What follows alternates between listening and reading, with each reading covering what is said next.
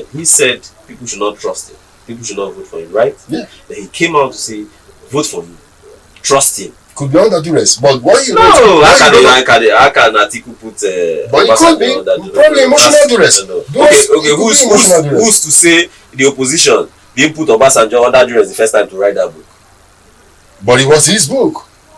Well, he might be under duress. But nobody was not. He was not. So how do you know that? But it was his book. He could have revised it. No, because you claimed that he might be under duress to reverse whatever he said in that book. So you should. Now, if you're saying that, if you want to use that as a tool to, or rather as a benchmark, he endorsed him in the last elections. Now, but I can tell you that in this election, he has also endorsed another candidate. Let me say something. The Obasanjo you're talking about, everybody knows where his enmity or his perceived enmity with Atiku. Please, can you help us understand? Yes, you are aware that Obasanjo wanted to do a third term. And one of the front runners opposed that third term because he was a democratic person. Is Atiku Abubakar. Is it because he was democratic, or is it because him also had an intention of running? Because immediately they left the administration, he started to run for office. It doesn't matter. The thing is, at the point in time, he was fighting a good cause. Definitely, yes. Probably, if Atiku didn't fight that fight, we would have probably still had. He was fighting a good cause, yes, but he was fighting, I want to say, very for his own benefit, so that he gets to run. Like he also had to run immediately. Everybody do things for their own benefits. You're working here for your own benefits. It's not mine. True or false? I'm working to get paid. Yes. But I'm doing this for the love of Nigeria. Now, how do we relate that to Atiku Abubakar? Yes, because he was not loving Nigeria. He was loving his love for Nigerians. Oh, his love for his he fought it for the love of Nigerians. Did you want Obasanjo to continue his third term as president? No, definitely not. So everybody in Nigeria, no. So Atiku was fighting for you. Atiku was fighting for you. Forget about the whatever thought you might have. You're not. You don't have any celestial powers to come and know if the man was thinking of running for president or whether he was doing that for his own selfish ambition. No, you cannot. You can be for certain. You understand? You cannot say for certain. The thing you can argue on, or the things you can, face, are the things you can see. The things he did. Those are the things you can hold your hand to and say, okay, you said you would do this, you did this. You said you did this. Well, this is People and Politics on SRTV London, and we are live in Abuja. We'll come back from this break. We'll continue the discussion centered around the presidential candidates of the different parties running in Nigeria. Today we've rather had in our view the People's Democratic Party candidate, His Excellency Dr. Alhaji Atiku Abubakar. When we come back from the break, we'll continue looking in-depthly at his manifesto. We'll see you after the break.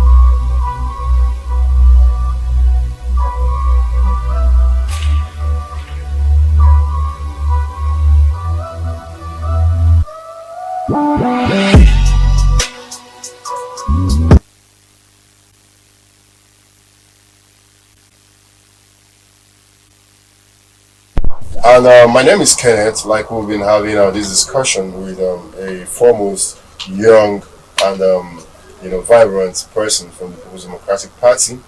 The discussion mainly has been around your candidates, but now I want to go back. Permit me. I want to go back to the issue happening in the People's Democratic Party. You said your candidate is a unifier, but your candidate has not been able to unify his party.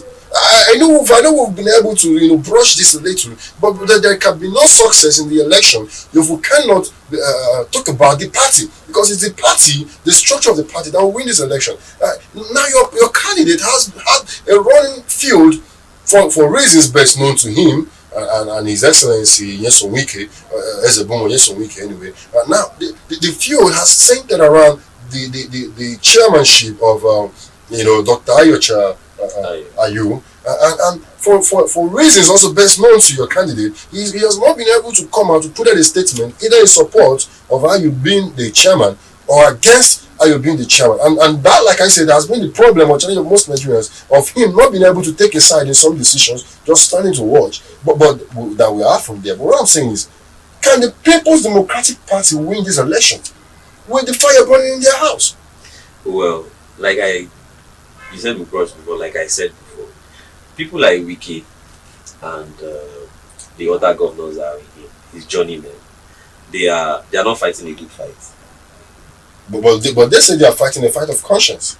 What conscience? The fact that we cannot actually zone everything in a party, talking about the chairmanship and then the presidential candidate for a party to a particular zone. Well, he that comes to the table of equity must come with clean hands. Okay.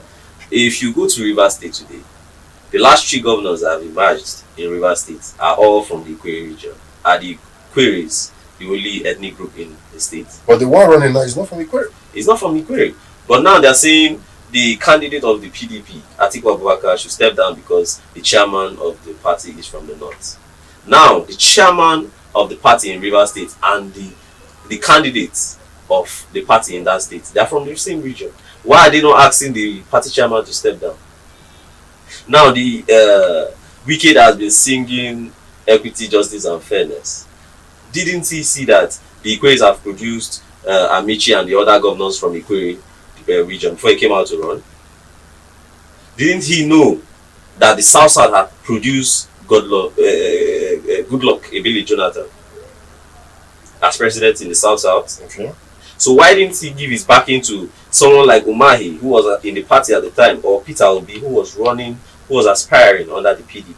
But then, sir, in light of what you're saying, your candidate actually was the principal to Mr. Peter Obi before he actually decamped or left the party. And when he knew that his protege wanted to run, he also went ahead to go pick a ticket. So, like you said, he must go with clean hands. Must go with clean hands. No, that's not true. He decided not to run because Peter Obi was running. No, Peter Obi only left the party after the zoning was done. But he picked the ticket. He picked the nomination in People's Democratic Party. Yes, but Atiku has always said that if the ticket microzone to the southeast, he won't contest it. Now, answering your question. Answering your question. You're just taking me around. No. What do you mean by microzoning? When the party has said the power in the party's constitution it transcends between the different regions, the north or the south. Now, the North had been in presidency, though you want to dispute me that the fact it was an APC that produced it, but I also want to leave that as it is. But when his protege, Peter Obi, decided to run for presidency, it would have been magnanimous of your candidate to step down and say, for the fact I believe in zoning, I believe in equity, I believe in fairness, I believe in the principle of the one Nigeria, I think my protege should go ahead and run for this. But he decided to keep on going. And in fact, he won the primaries. And then the crisis started. Peter Obi and His Excellency Atiku Abubakar, who first declared intention to run? Well, in that aspect, Atiku declared first. Now, but it was not about declaring. It was about the fact that the party had said they were going to zone it to the south. No, before the they party, said, okay, let's throw it open for everybody. The party never said that. The party set up a committee to look at it. To look at it and zone it. That committee came out with the resolution that they were throwing it open. So Atiku went and bought his forms. The resolution was that everybody could run. So Atiku Abubakar went ahead and got his form. Now Peter Obi, knowing that he was not going to win the election because he doesn't have the spread, even within the party and the entire sphere of Nigeria, doesn't have the spread to win a presidential primary in a party like PDP or a presidential primary main election in a country as diverse as Nigeria. Now you're talking about unity in the party. Politics is an unstable place. Politics is noisy. Politics is intricate. You have interests that will not always align. Now, I want to ask you: Will Wike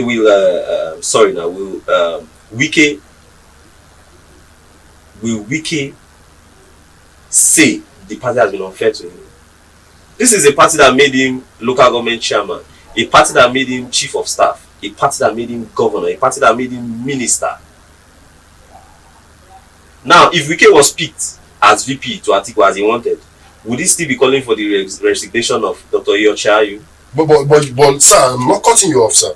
You just stated that the party has made him this.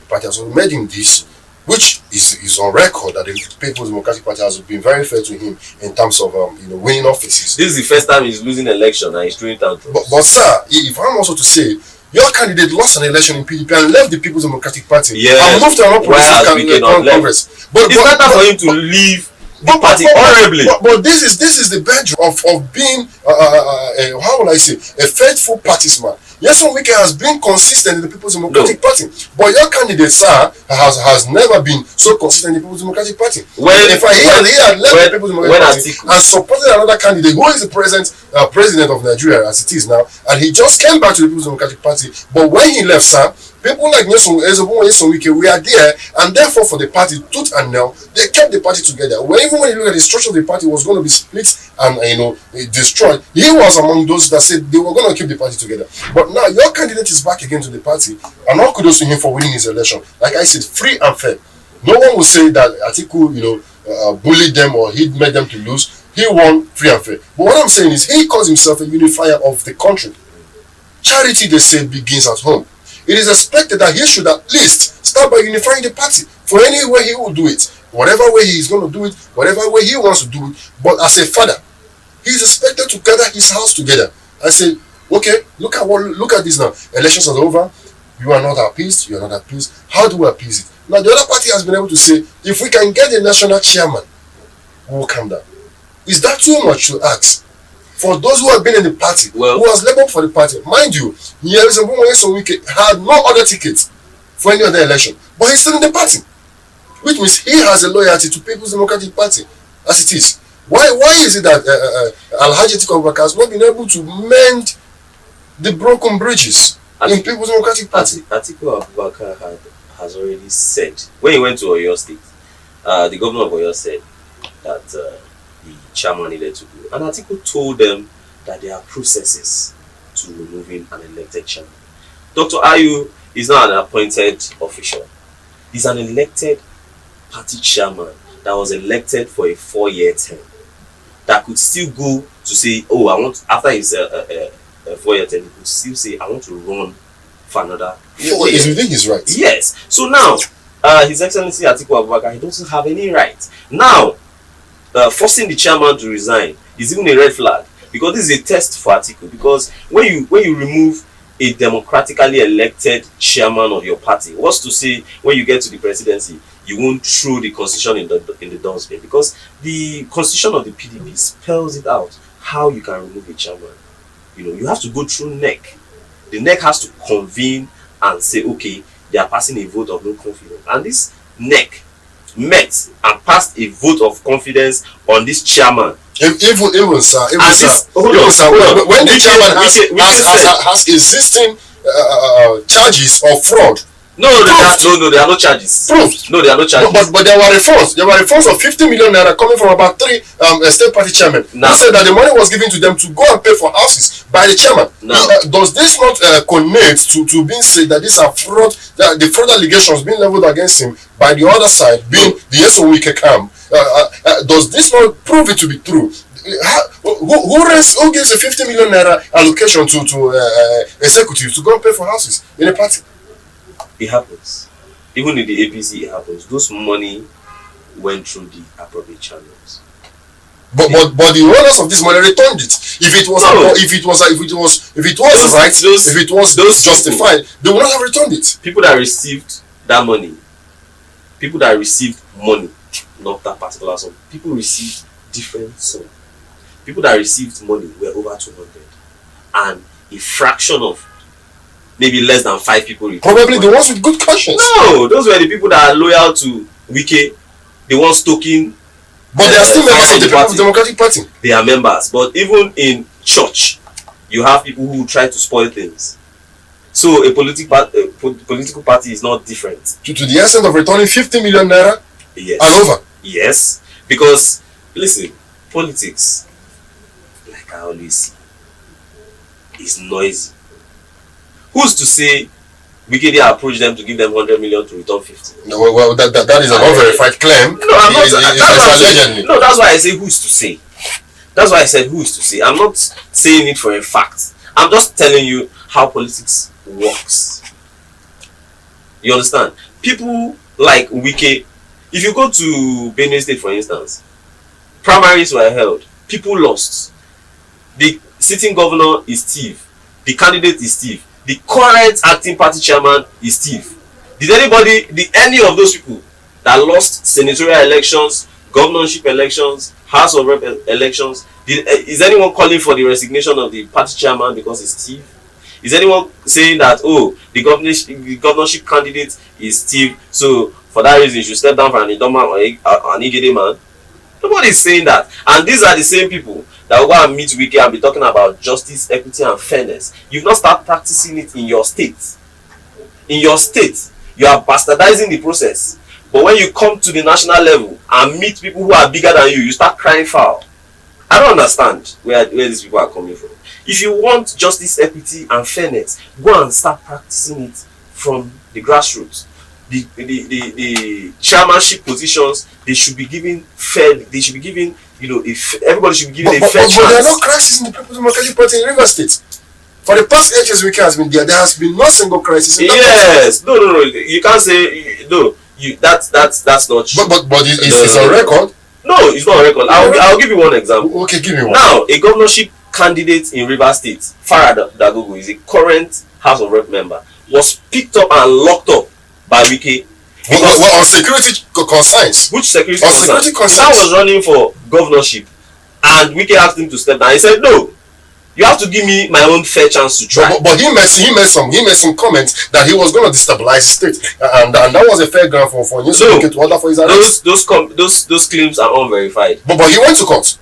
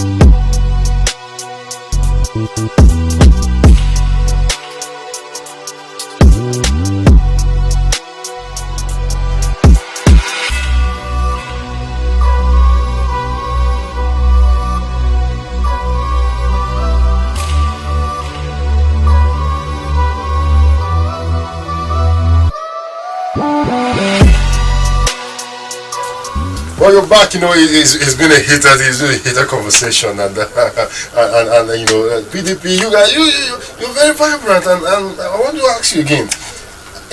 I don't want to leave this interview if I don't keep addressing the issue in PDP, because the issue for me is a big reason why PDP might not be able to win this election. So I ask you again, sir. Do you think, like I also asked you before, do you think the fire burning in PDP, because there is a fire burning in PDP, do you think PDP is able to quench this fire in order to win the election? Because as it is now, sir, PDP has lost most of their catchment in the southeast and the south area, naturally to the P2B movement, and then you also have this issue coming up again with the leadership of the party in the southeast, in the south, and then spreading even to your own state in Benue State now. Do you think PDP has what it takes to galvanize themselves enough in order to win the election? Yes, I do. And the reason is this. Even in those states where you feel, in a state like Rivers, where you feel that there are issues, we have other PDP people there. people that love PDP that are currently But, working. but not as popular as the sitting governor of River State. Yes, he's a sitting governor, so the attention will be on him. But work is being done. There are people at the grassroots level that are working tirelessly for Atiku Abubakar.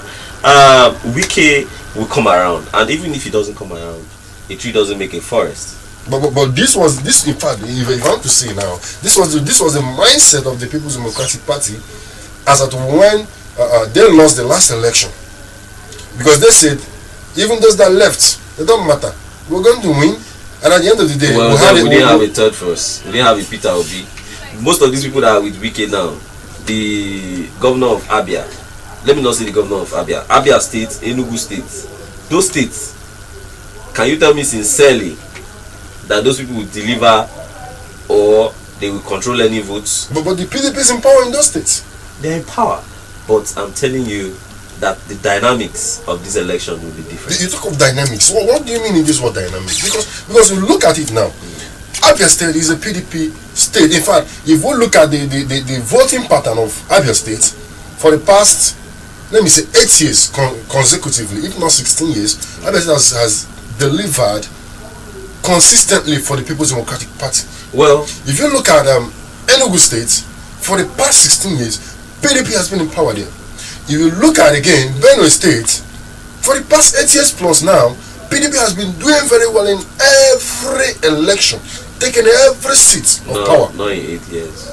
Well, in 3 years. But in the past 8 years, they've been there because the previous governor was in APC. Yes, but he switched over, so we should give him the benefit of when that because he was the one that won the election. No, that's not. But when he was there, he was implementing APC policies. Not policy. Non-payment of salaries are not PDP policies. Non-payment of salaries are on PDP like. But it happened in Abia State.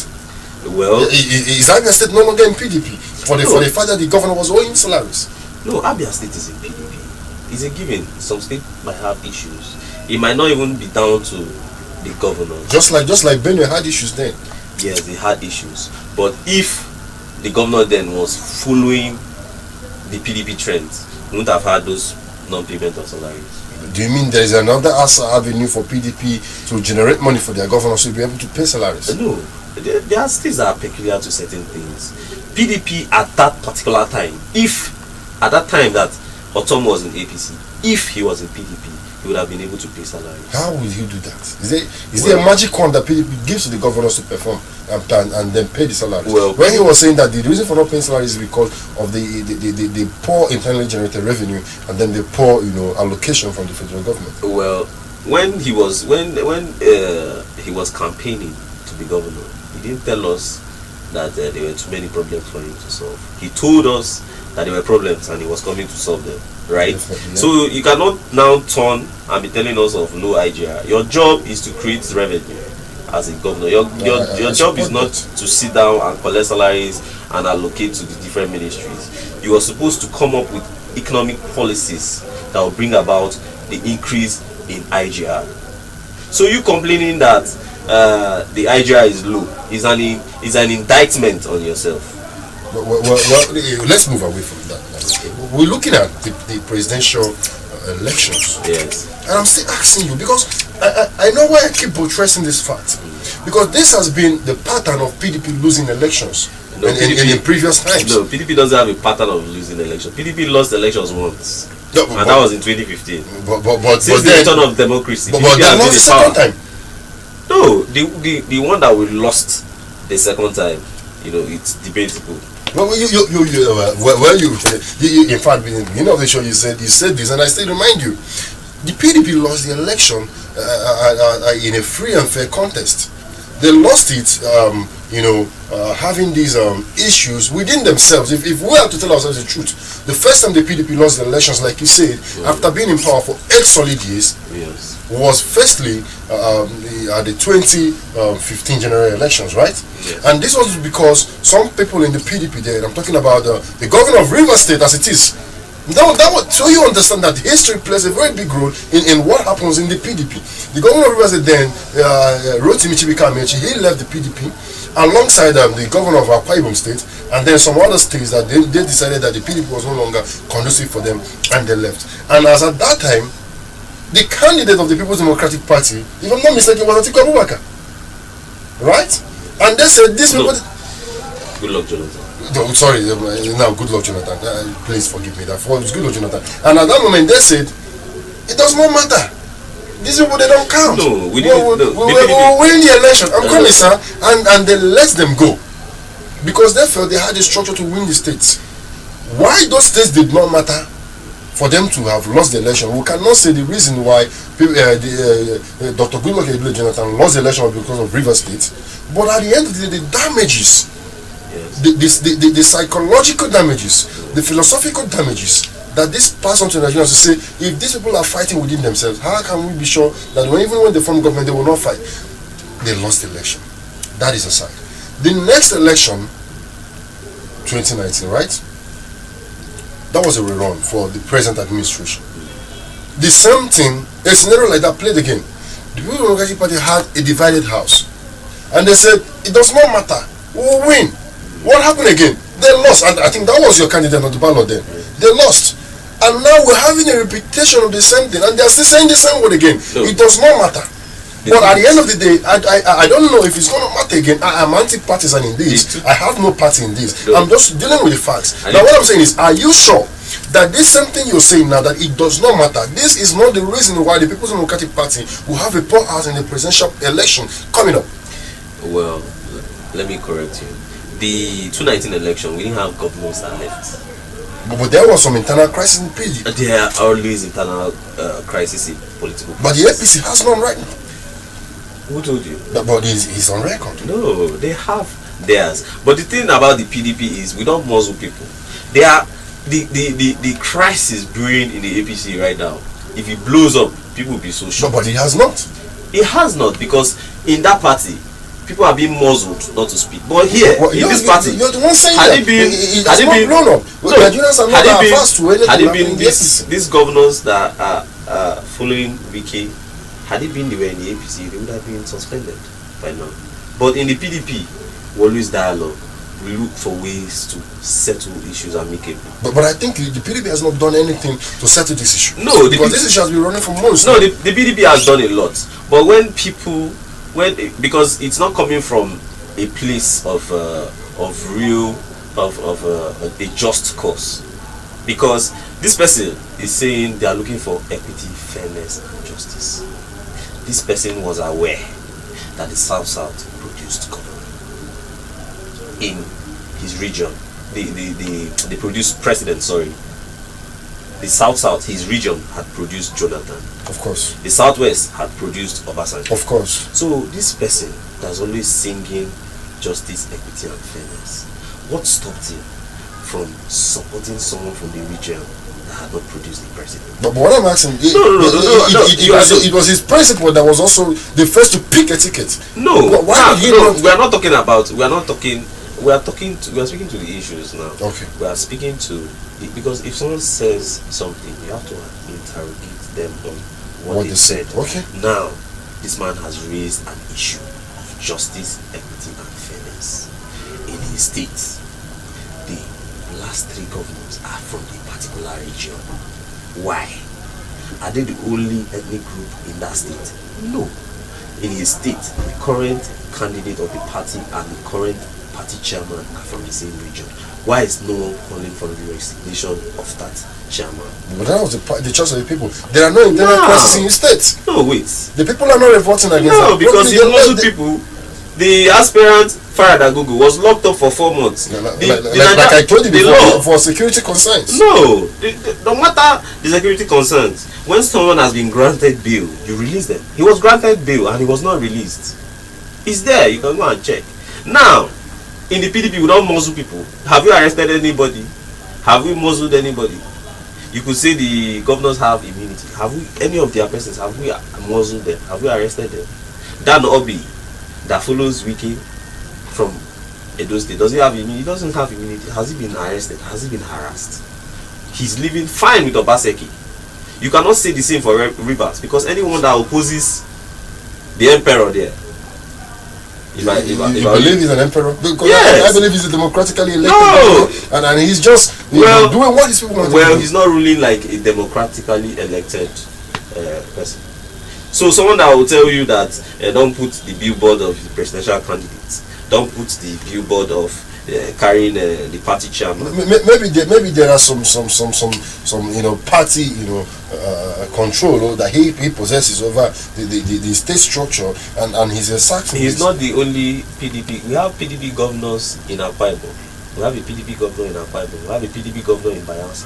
Why are you not seeing them on the news every day? Probably he is the vocal one amongst them. Vocal fighting what cause? Saying you're fighting for justice, equity, and fairness. That you're not practicing in your state. That you're not practicing in your state. Are you going to leave your child home, not going to school, and come and tell me to send my own child to school? No. Whatever you want me to do, you do it first. I'll pick from the example. I'll pick from what you do, not what you say. Governor Ezenwo, he has to start practicing what he preaches. He said he's fighting for justice, equity, and fairness. In that case, he should go to his state, rearrange the things how they are supposed to be. The party chairman should not come from the same zone as the governorship candidate. He shouldn't have emerged as governor because his zone produced governors. Why did they give it to the other zones? Even the last governor that he took over. Yes. Why didn't they say, okay, we the Aquarians, we've had this governorship thing? But there were no internal crisis. That is my call. There No, were no that's crisis it. at the That's time. it. The party was together. The party had the decision. Now let me tell you. The people voted for him. Do you feel there are no disgruntled people in North Korea? Well. But there's a dictator there, so people can't air their views. Do you know that in North Korea, if you commit a crime, you and your family are killed? Your family that doesn't know anything about that. They're running a democratic dispensation. No, now let me tell you. Now, the US is there. People insult the president all the time. But because he's liberal, he accepts all views. He doesn't go out to kill people. So he'll have criticisms. But in North Korea, you're not allowed to criticize the president because you are put to hanging or put to the sword. I would liken Kim Jong-un to Wiki, the way he's behaving, because I don't see a reason why you arrest the governorship aspirant and lock him up. Like he said it was for security concerns. Yeah, they can arrest Wiki and lock him up and claim it's for security concerns. So saying it is for security concerns does not make it true. You cannot begin to act that way. Prior to what security concerns? Fired at Google. Was there any evidence that he imported any guns or destroyed any property? No. He was arrested like a normal person. That's a sitting House of Reps member. He's a representative of a constituency. Now you deprive that constituency of the right representation. You deprive them of their voice being heard in the National Assembly by locking their representatives. That's not how a governor should behave. But we'll never say protest from his constituency. You know why I brought that up? It's because you said there are no protests in Rivers State. There were no protests. There are protests because the people that are even supposed to join Fire at Google, they saw how Fire ended up, so they are scared. Atiku is not that way. Atiku is not going to twist the constitution to suit some people. If Wike was made the vice presidential candidate, he will be calling for the resignation of Ayu today. What is Ayu's crime? There was a northern chairman when Yar'Adua emerged president. Now when Wike talks, he says if Ayu goes to a podium to campaign with Atiku, a northerner will be raising another northerner's hand. Ahmadu Ali was chairman of the PDP from the north. He went around this country with Yar'Adua, raised Yar'Adua's hand, and Yar'Adua won the election. Is it not? Yeah. So what is the man talking about? How can you say they should change a party chairman 2 to 3 months to election? He just goes to speak to your intentions. So maybe that is just the little price the People's Democratic Party might need to pay. Now let me ask you. Maintain peace. No, it's not a little price. Now let me ask you one question. If the constitution, are you a non-constitutional person? No, definitely I love the law. Now, the constitution of the PDP says if an elected chairman leaves his position, whether by death or by his own resignation,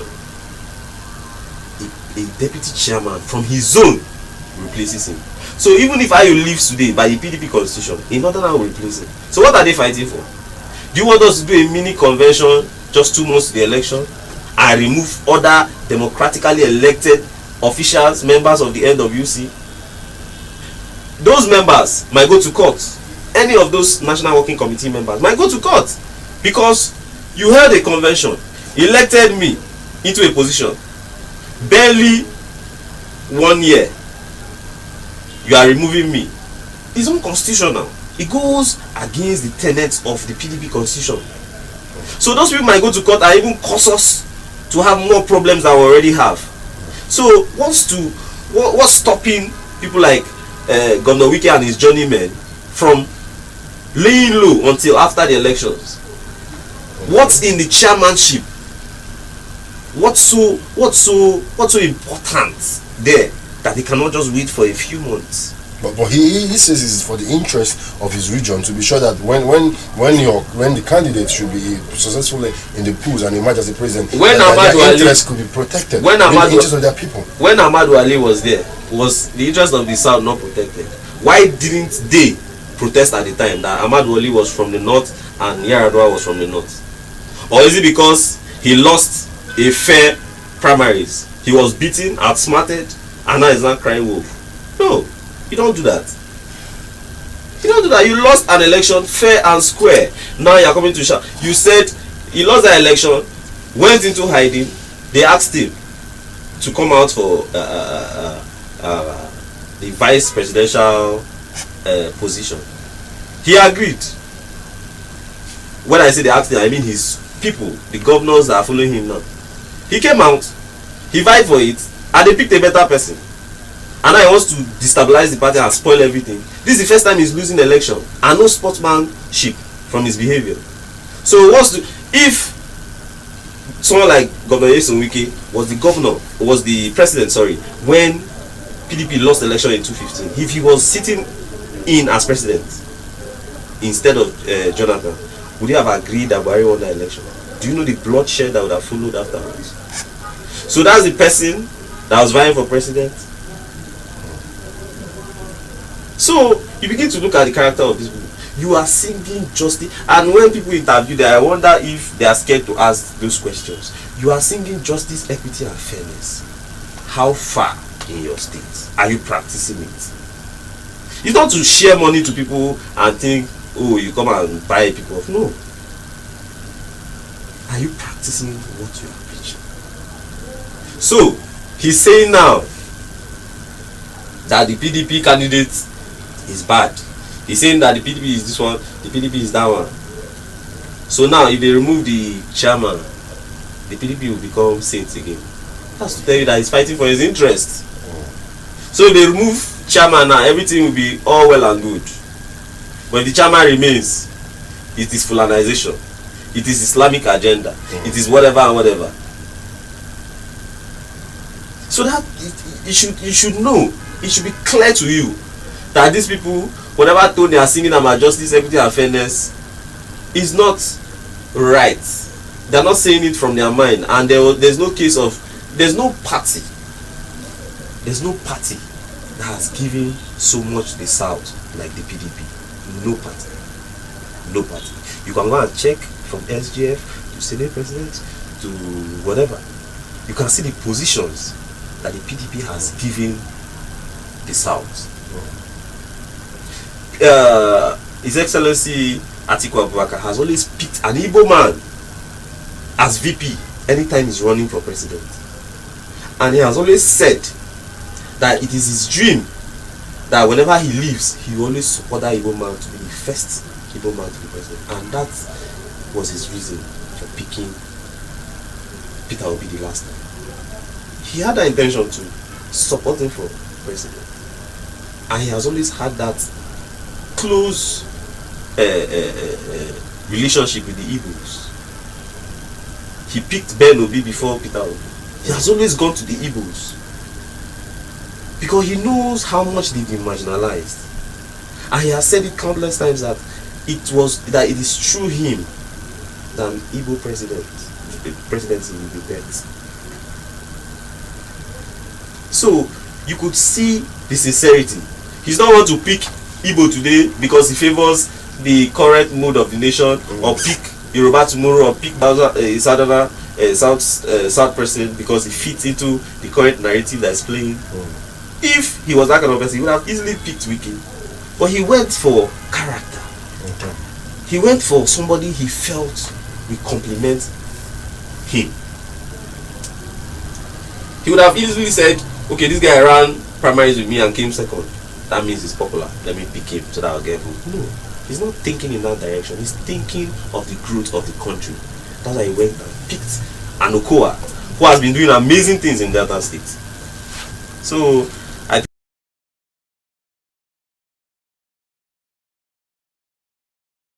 think, going by all these things, people should, I think well-meaning Nigerians should disregard, whatever cry they are crying for